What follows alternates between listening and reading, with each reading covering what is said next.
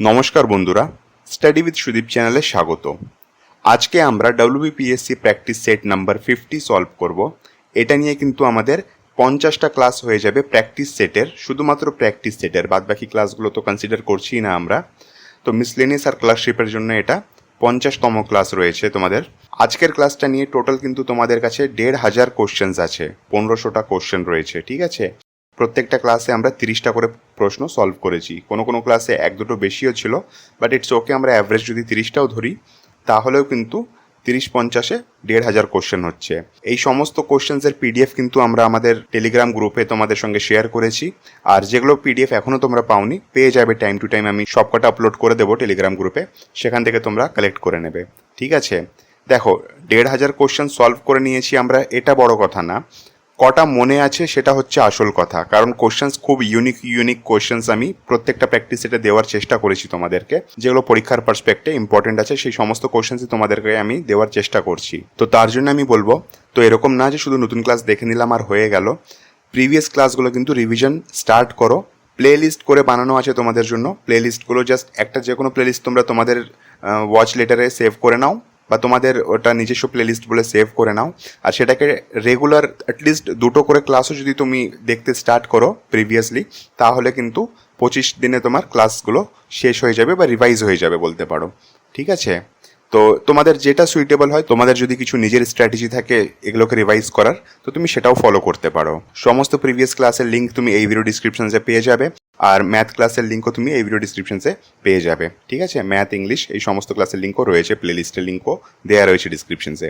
আচ্ছা, তোমাদের মধ্যে যারা এখনও আমাদের টেলিগ্রাম গ্রুপ জয়েন করোনি তাদের জন্য বলছি, এই টেলিগ্রাম গ্রুপের লিঙ্কও কিন্তু ডিসক্রিপশনসে দেওয়া রয়েছে। আর যারা নতুন আছো আমাদের চ্যানেলে, এখনও স্টাডি উইথ সুদীপ চ্যানেলকে সাবস্ক্রাইব করোনি, তাদের কাছে রিকোয়েস্ট করবো যে প্লিজ চ্যানেলটাকে সাবস্ক্রাইব করে নাও, আর বেল আইকনটা অবশ্যই প্রেস করে দাও, তাহলে প্রত্যেকটা ক্লাসের নোটিফিকেশন তোমার কাছে সহজেই পৌঁছে যাবে। তাহলে আর না দেরি করে শুরু করা যাক আজকের ক্লাসটা। দেখে নেব আমরা আমাদের প্রথম প্রশ্ন। Salher fort, Shivneri fort and Panhala fort recently seen in the news are located in which state? সালের দুর্গ, শিবনেরি দুর্গ আর পানহালা দুর্গ সম্প্রতি খবরে দেখা যায় ভারতের কোন রাজ্যে অবস্থিত? তো এর সঠিক উত্তর হয়ে যাবে অপশন বি, মহারাষ্ট্রে এটা রয়েছে, ঠিক আছে। এই তিনটে ফোর্ট অ্যাকচুয়ালি এটা নাম কেন আছে খবরে সেটা একটু জেনে নেওয়া যাক। ভারত সরকার ইউনেস্কো ওয়ার্ল্ড হেরিটেজ লিস্ট 2024-25-এ এই নামগুলো কিন্তু রিকমেন্ড করেছে লিস্টে অ্যাড করার জন্য। কোন নামের আন্ডারে? তো সেটা হয়ে যাবে Maratha military landscape of India. এই নামের আন্ডারে বেশ কিছু ফোর্ট আছে যেগুলো 17 থেকে 19 শতাব্দীর মধ্যকালীন এগুলোকে ডেভেলপ করা হয়েছিল মারাঠা রুলার্সদের দ্বারা। তো এই সমস্ত ফোর্টগুলোকে লিস্টে অ্যাড করার জন্য মানে প্রপোজ করেছে এটা ভারত সরকার, তার জন্যই কিন্তু এই ফোর্টের নামগুলো খবরে রয়েছে, ঠিক আছে। নেক্সট প্রশ্ন দেখবো আমরা, 2 নম্বর প্রশ্ন। Which is juice jacking recently mentioned in the news? সম্প্রতি সংবাদে উল্লেখ করা জুস জ্যাকিং কি? এই নামটা কিন্তু খুব খবরে ঘোরাফেরা করছিল, তোমরা যারা রেগুলার নিউজ ফলো করো তারা এই নামটা চেনো অবশ্যই। জুস জ্যাকিং কি হয়? ধরো স্টেশন হলো, কোনো ক্যাফে হলো, ঠিক আছে, এরকম পাবলিক প্লেসেস, তো সেখানে কি হয়, অনেক সময় আমাদের ফোনে চার্জ থাকে না, তো সেখানে অলরেডি একটা চার্জার থাকে, ইউএসবি কেবল থাকে, সেটা দিয়ে আমরা চার্জ করে নিই আমাদের ফোনকে।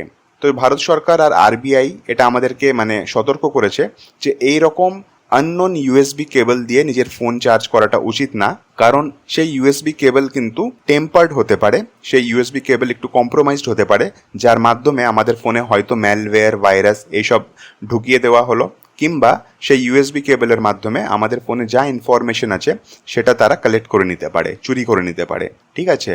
যার ফলে কিন্তু আমাদের ব্যাঙ্ক অ্যাকাউন্ট ডিটেলস, আরও কিছু পার্সোনাল ডিটেলস আছে, সেই সমস্ত কিছুই কিন্তু লিক হয়ে যাবে। তো এই যে প্রসেসটা আছে যে ইউএসবি কেবল থেকে পুরো ডেটাগুলো কালেক্ট করা, সেটাকেই বলা হচ্ছে জুস জ্যাকিং। তাহলে এবার তোমরা অপশন দেখে অ্যান্সারটা করতেই পারবে। এর সঠিক উত্তর হয়ে যাবে অপশন সি, সাইবার অ্যাট্যাক, ঠিক আছে।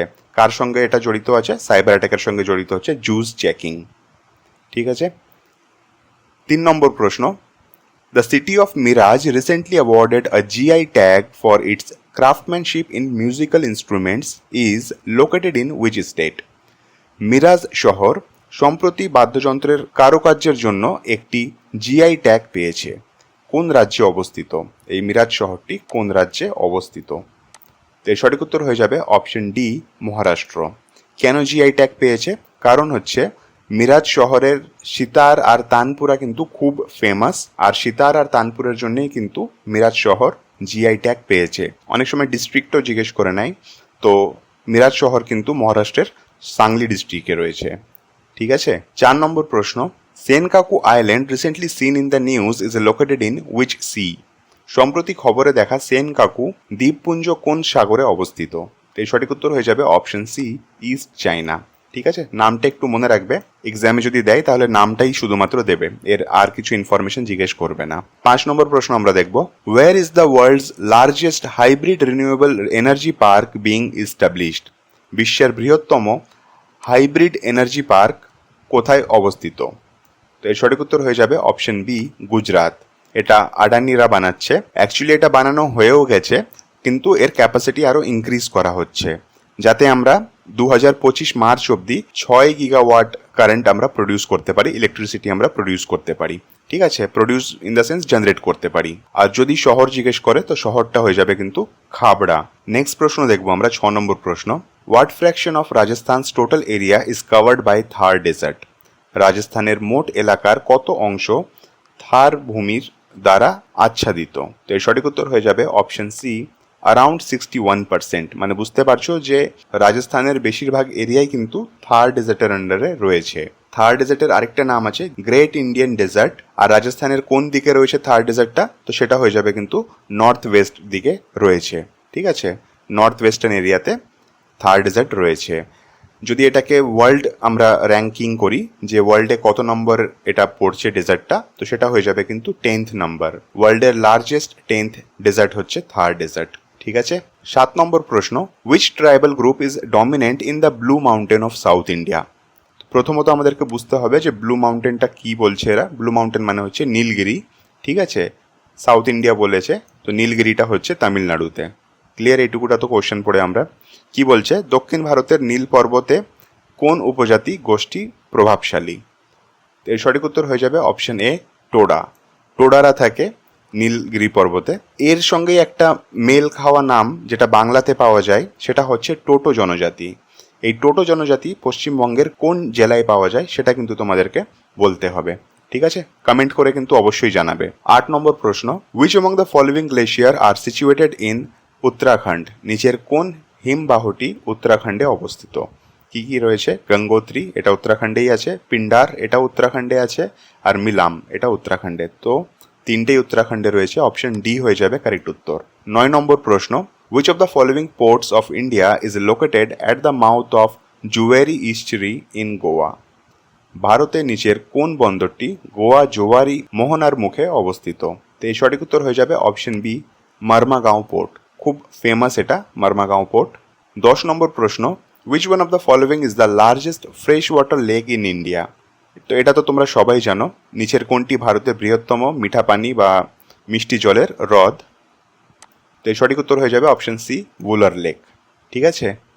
11 নম্বর প্রশ্ন, what is called the small grassland on the slopes of lesser Himalaya range in Jammu and Kashmir? Lesser Himalayan range মানে কিন্তু এটা মিডিল হিমালয়াকে বোঝাচ্ছে। ঠিক আছে, কি বলছে প্রশ্নে, জম্মু ও কাশ্মীরে, এটা এখানে ভুল আছে। ঠিক আছে, এটা কম হিমালয় হবে না, সেটাকে লিটারালি এরা বাংলা ট্রান্সলেট করে দিয়েছে। এখানে কম হিমালয় হবে না, এটা মধ্য হিমালয় হতে পারে, বা মিডিল হিমালয়, তুমি যেটা বুঝবে সেটা হবে। ঠিক আছে, জম্মু ও কাশ্মীরের মিডিল হিমালয় পর্বতের ঢালে ছোট তৃণভূমিকে কি বলা হয়? অপশনসে রয়েছে মার্গ, দুয়ার, পেয়ার নাকি বুগিয়াল। তো জম্মু আর কাশ্মীরে সেই ঘাসগুলোকে মার্গ বলা হয়। ঠিক আছে, যেমন তোমরা শুনে হবে গুলমার্গ, ঠিক আছে, সোনমার্গ, তাই তো। তো এই ঘাসগুলোকে মার্গ বলা হয়। আচ্ছা, এই প্রশ্নটাই কিন্তু জম্মু অ্যান্ড কাশ্মীর না দিয়ে উত্তরাখণ্ড দিতে পারতো। উত্তরাখণ্ডে কিন্তু সেই ঘাসগুলোর নাম হয়ে যাবে পায়ার। অপশন সিতে যেটা রয়েছে সেটা হয়ে যাবে পায়ার। ঠিক আছে। 12 নম্বর প্রশ্ন, which institute has recently published a research report on air pollution and health effect in northern India? কি বলছে প্রশ্নে, কোন ইনস্টিটিউট সম্প্রতি উত্তর ভারতে বায়ু দূষণ এবং স্বাস্থ্যের প্রভাব বিষয়ে একটি গবেষণা প্রতিবেদন প্রকাশ করেছে? তো এর সঠিক উত্তর হয়ে যাবে অপশন ডি, আইআইটি যোধপুর। ঠিক আছে, আইআইটি যোধপুর কিন্তু নর্থ ইন্ডিয়ার এয়ার পলিউশন অ্যান্ড হেলথ ইফেক্টের উপর একটা পেপার পাবলিশ করেছে। নম্বর প্রশ্ন, Parvati valley recently seen in the news is located in which state? সম্প্রতি খবরে দেখা গেছে পার্বতী উপত্যকা কোন রাজ্যে অবস্থিত? তো এর সঠিক উত্তর হয়ে যাবে অপশন সি, হিমাচল প্রদেশে। আর এটা কেন আছে খবরে? অ্যাকচুয়ালি কি হয়েছে, কিছু ট্যুরিস্টরা গেছিলো হিমাচল প্রদেশে এই পার্বতী ভ্যালিতে। সেখান দিয়ে কিন্তু একটা নদী বয়ে যাচ্ছে যেটার নাম হচ্ছে পার্বতী রিভার বা পার্বতী নদী। তারা সেলফি তুলছিল আর তারা কিন্তু সেই পার্বতী নদীতে পড়ে যায়, তার জন্যই কিন্তু এটা খবরে রয়েছে।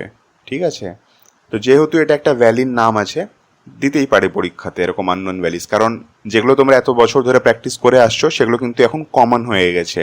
আর পরীক্ষায় কম্পিটিশন ইনক্রিজ করার ফলে এখন কোশ্চেন্স কিন্তু আপডেট হচ্ছে। 14 নম্বর প্রশ্ন দেখবো আমরা, at which of the following places Gautam Buddha attend nirvana? নিচের কোন স্থানে গৌতম বুদ্ধা নির্বাণ লাভ করেছিলেন? এর সঠিক উত্তর হয়ে যাবে অপশন এ, বোধগয়া। বিহারে যে রয়েছে গয়া, সেই বোধগয়া। ঠিক আছে। 15 নম্বর প্রশ্ন, একদিকে বেদিক এজের টাইমের যে বইগুলো আছে, বেদা, উপনিষদ, এইসবের নাম দেওয়া আছে, আর একদিকে তার মিনিংস বা তাদের মধ্যে কি রয়েছে সেগুলো দিয়ে দেওয়া রয়েছে, সেটা আমাদেরকে ম্যাচ করতে হবে। এখানে হয়তো শুধু উপনিষদাই হবে, স্ক্রিপচারটা বোধহয় এই 1 নম্বরে অ্যাড হয়ে যাবে, এই জায়গাটাতে অ্যাড হবে। ঠিক আছে, ওয়ার্ল্ডস ওল্ডেস্ট স্ক্রিপচার্স। তো উপনিষদে কি আছে? উপনিষদ হচ্ছে মিস্টেরিয়াস ডক্ট্রিন, আর সামবেদাতে রয়েছে রিচুয়াল জুস, অথর্ববেদাতে ম্যাজিক্যাল চ্যান্ট রয়েছে, মানে সব জাদু মন্ত্রতন্ত্র এইসব রয়েছে ওখানে। আর ঋগ্বেদ তো হচ্ছে বিশ্বের সব থেকে পুরনো স্ক্রিপচার, তো ওয়ার্ল্ডস ওল্ডেস্ট স্ক্রিপচার। তাহলে সি এর 1 হয়ে যাবে, সি এর 1 এখানে বিতে রয়েছে, আর কোথাও আছে ডিতেও আছে। আচ্ছা, আর এ এর হয়ে যাবে 3, মিস্টিরিয়াস ডক্ট্রিন, এর 3। ওকে, তাহলে অপশন বি হয়ে গেল কারেক্ট উত্তর। ঠিক আছে। 16 নম্বর প্রশ্ন দেখবো আমরা, India's first indigenous e tractor Prima ET11 is developed by which institution? ভারতের প্রথম আদিবাসী, এখানে আদিবাসী হবে না, ইন্ডিজেনাস, বাংলা ট্রান্সলেশনে বেশ ভালোই মিস্টেক্স রয়েছে। ঠিক আছে, তোমরা ইংলিশটাকেই ফলো করবে একটু। ভারতের প্রথম ইন্ডিজেনাস মানে দেশীয় হবে এটা কথাটা। ভারতের প্রথম দেশীয় ই ট্র্যাক্টর মানে ইলেকট্রিক্যাল ট্র্যাক্টর প্রাইমা ET11, এই নামটা কিন্তু মনে রাখবে। প্রাইমা ET11 কোন প্রতিষ্ঠানে তৈরি করা হয়েছে? তো এর সঠিক উত্তর হয়ে যাবে অপশন সি, CSIR। অপশনে যেহেতু CSIR আছে বলে আমরা CSIR মার্ক করলাম, কিন্তু এটা অ্যাকচুয়ালি CSIR এর আন্ডারে central mechanical engineering research institute, যেটা দুর্গাপুরে আছে, আমাদের পশ্চিমবঙ্গের দুর্গাপুরে, তারা কিন্তু এটা বানিয়েছে। ঠিক আছে। নেক্সট প্রশ্ন দেখবো আমরা, the decrease in yields of tomato recently in India is attributed to which of the following? সম্প্রতি ভারতে টমেটোর ফলন কমে যাওয়ার জন্য নিচের কোনটি দায়ী? তো এর সঠিক উত্তর হয়ে যাবে option B, tomato mosaic virus.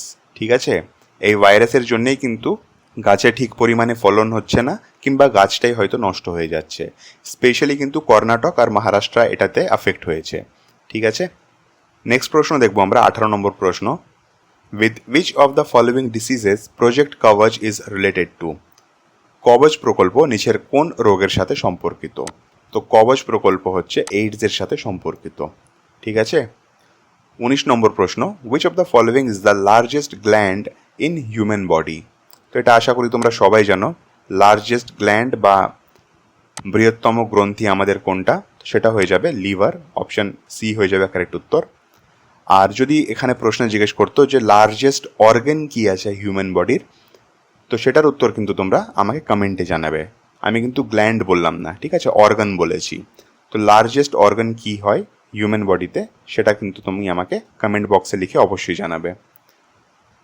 Next প্রশ্ন দেখবো আমরা, 20 নম্বর প্রশ্ন, carrot is orange in colour because? গাজর কমলা রঙের হয় কারণ তার মধ্যে ক্যারোটিন আছে বলে। তো অপশন সি হয়ে যাবে কারেক্ট উত্তর, ইট কন্টেন ক্যারোটিন। 21 নম্বর প্রশ্ন, what is the SI unit of pressure? প্রেশারের এসআই ইউনিট কি হয়? তো সেটা হয়ে যাবে newton per metre square. Option D হয়ে যাবে কারেক্ট উত্তর। 22 নম্বর প্রশ্ন, when a body falls from an aeroplane there is increase in its? যখন একটি শরীর একটি বিমান থেকে পড়ে তখন এটির বৃদ্ধি হয়। কিসের বৃদ্ধি হয়? কাইনেটিক এনার্জি, মাস, এক্সেলারেশন নাকি পোটেনশিয়াল এনার্জি? তো এই সঠিক উত্তর হয়ে যাবে option C, acceleration. Acceleration due to gravity বা গ্র্যাভিটির জন্য আস্তে আস্তে বা গ্র্যাভিটির ফোর্সের জন্যে আস্তে আস্তে তার এক্সেলারেশন ইনক্রিজ হবে, ঠিক আছে, স্পিড তার ইনক্রিজ হবে। 23 নম্বর প্রশ্ন, which of these is not an allotropic form of carbon? এগুলোর মধ্যে কোনটি কার্বনের অ্যালোট্রপিক রূপ নয়? ডায়মন্ড হচ্ছে কার্বনের অ্যালোট্রপ, গ্রাফাইট, ফ্লোরেন্স, এই সবকটাই কিন্তু কার্বনের অ্যালোট্রপস আছে, ঠিক আছে। তো অপশন ডি হয়ে যাবে কারেক্ট উত্তর, নান অফ দি অ্যাবাভ। এখানে নয় বলেছিল না, ঠিক আছে। 24 নম্বর প্রশ্ন, which among the following metal is the hardest metal? নিচের ধাতুগুলোর মধ্যে কোনটি সবচেয়ে শক্ত ধাতু? অপশনে রয়েছে প্ল্যাটিনাম, গোল্ড, আয়রন নাকি টাংস্টেন। তো উত্তর হয়ে যাবে অপশন ডি, টাংস্টেন, ঠিক আছে। আচ্ছা, এটা তো হলো হার্ডেস্ট মেটাল। তো সব থেকে সফট মেটাল কোনটা হয় সেটা কিন্তু তোমরা আমাকে কমেন্ট করে জানাবে। আমি বেশ আজকে 3টে প্রশ্ন জিজ্ঞেস করলাম, কমেন্টে প্লিজ উত্তরগুলো দেবে। এটাতে আমার কতটা লাভ হবে আমি জানি না, বাট তোমাদের নিশ্চয়ই লাভ হবে। যদি তোমরা এগুলোর উত্তর না জেনে থাকো তাহলে অ্যাটলিস্ট গুগল করে এটাকে জানো, জেনে তুমি কমেন্ট করো। কারণটা হচ্ছে তোমার এগুলো যদি না জানা থাকে তাহলে তুমি একটা নতুন জিনিস শিখছো, যেগুলো কিনা পরীক্ষাতে জিজ্ঞেস করতেই পারে। যদি হার্ডেস্ট জিজ্ঞেস করছে তো সফটও জিজ্ঞেস করতে পারে, ঠিক আছে। তো এগুলোকে গুগল করে জানো, দেন তুমি আমাকে কমেন্ট করেও জানাতে পারো। আর যদি তুমি এটা জানো তো উত্তরটা টাইপ করতে আই গেস খুব একটা খাটনি হবে না তোমাদের। 25 নম্বর প্রশ্ন, what was the other name of Bimbisara? বিম্বিসারের আরেকটা নাম কি আছে? তো অপশন এ তে রয়েছে শ্রেনিক। শ্রেনিক হচ্ছে বিম্বিসারের আরেকটি নাম। বিম্বিসারের ছেলে ছিল অজাতশত্রু, তাকে বলা হতো কুনিক, ঠিক আছে। বিম্বিসারকে শ্রেনিক আর অজাতশত্রুকে কুনিক। 26 নম্বর প্রশ্ন, which Mughal ruler was known as Prince of builders? কোন মুঘল শাসক প্রিন্স অফ বিল্ডার্স নামে পরিচিত ছিলেন? তো সঠিক উত্তর হয়ে যাবে অপশন বি, শাহজাহাঁ। লাল কেলা, তাজমহল সব কিছু তো দামি দামি জিনিস শাহজাহাঁ বানিয়ে গেছে, তার জন্যই একেই আমরা প্রিন্স অফ বিল্ডার্স বলে থাকি, ঠিক আছে। 27 নম্বর প্রশ্ন, which of this battles proved decisive in the Anglo French rivalry in India? এই যুদ্ধগুলির মধ্যে কোনটি ভারতে অ্যাংলো ফার্সি প্রতিদ্বন্দ্বীর নির্ণায়ক প্রমাণিত হয়েছিল? এর সঠিক উত্তর হয়ে যাবে option B, battle of Wandiwash. Battle of Wandiwash কবে হয়েছিল? তো 1760 হয়েছিল, ঠিক আছে। 28 নম্বর প্রশ্ন, which among the following part of constitution deals with municipalities? সংবিধানের নিম্নলিখিত অংশগুলির মধ্যে কোনটি, এখানে অংশ তো বাদ দেওয়া, অংশ হবে না, পার্টটাকেই মনে রাখো, কোনটি পৌরসভার সাথে সম্পর্কিত বা মিউনিসিপ্যালিটির সাথে সম্পর্কিত? তো সঠিক উত্তর হয়ে যাবে অপশন বি, 9 এ, ঠিক আছে। পার্ট 9 রয়েছে পঞ্চায়েত, 9A তে রয়েছে মিউনিসিপ্যালিটিস, ঠিক আছে। 29 নম্বর প্রশ্ন, Pancheshwar Multipurpose Project PMP, sometimes seen in the news, is a bi-national hydropower project between which two countries? Pancheshwar বহুমুখী প্রকল্প মাঝে মাঝে খবরে দেখা যায়, কোন দুই দেশের মধ্যে এটি দুই জাতীয় জলবিদ্যুৎ প্রকল্প? তো এটা হয়ে যাবে ইন্ডিয়া আর নেপাল, ঠিক আছে। অপশন বি হয়ে গেল কারেক্ট উত্তর, পঞ্চেশ্বর মাল্টিপারপাস প্রজেক্ট। নামটা যদি না জানা থাকে তো একটু দেখে নাও। আর আজকের লাস্ট প্রশ্ন, 30 নম্বর প্রশ্ন, যার সাথে আমরা আমাদের 1500 কোশ্চেন্স কমপ্লিট করছি। The Indian institute of pulses research IIPR is located in which state? Indian institute of pulses research কোন রাজ্যে অবস্থিত? তো সঠিক উত্তর হয়ে যাবে অপশন এ, এটা কানপুরে রয়েছে, তো উত্তরপ্রদেশ উত্তর হয়ে যাবে আমাদের।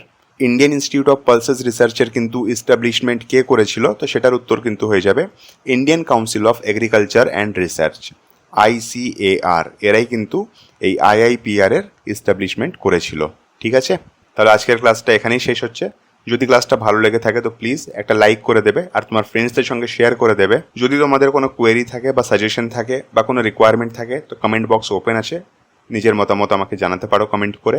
আর এখনও যদি চ্যানেলকে সাবস্ক্রাইব করোনি তো আবার আমি রিকোয়েস্ট করবো তোমাদের কাছে, প্লিজ চ্যানেলটাকে সাবস্ক্রাইব করে নাও আর বেল আইকনটা অবশ্যই প্রেস করে দাও। তাহলে দেখা হচ্ছে নেক্সট ক্লাসে, ততক্ষণ পড়তে থাকো, রিভাইজ করতে থাকো।